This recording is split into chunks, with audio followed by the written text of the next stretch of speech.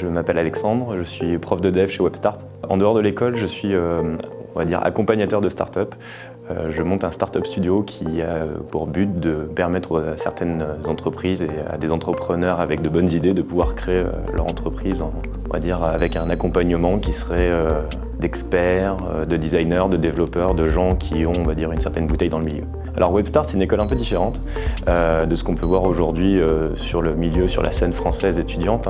C'est une école qui vraiment forme les étudiants pas à devenir développeurs, web designers ou quoi que ce soit, mais à devenir vraiment start-upers. On essaye de vraiment en faire des start-upers, de les former à la production de produits, la production d'idées innovantes et disruptives au sein d'un environnement qui aujourd'hui commence à devenir de plus en plus professionnel. Webstart est différenciante parce que quand on est chez Webstart, on sait qu'on ne va pas forcément avoir une formation de type classique, mais on va avoir une formation très qualitative sur comment demain je vais monter une boîte et comment demain je vais construire le meilleur produit innovant.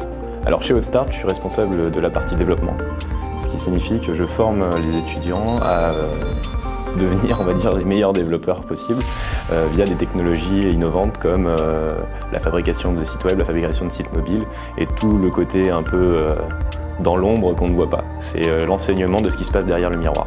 Tous les étudiants qui doivent intégrer Webstart ou qui veulent intégrer Webstart doivent, je pense, penser out of the box. C'est la première pensée que je dirais aux étudiants, c'est de commencer à avoir des idées qui sortent de l'ordinaire et ne pas hésiter à se mettre en risque.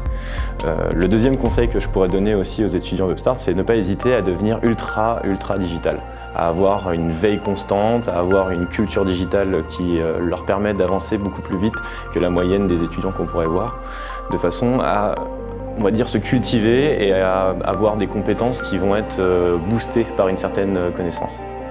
C'est les principaux, on va dire, vecteurs de progression d'un start-upper et c'est les principaux vecteurs aussi de progression d'un étudiant qui souhaite le devenir.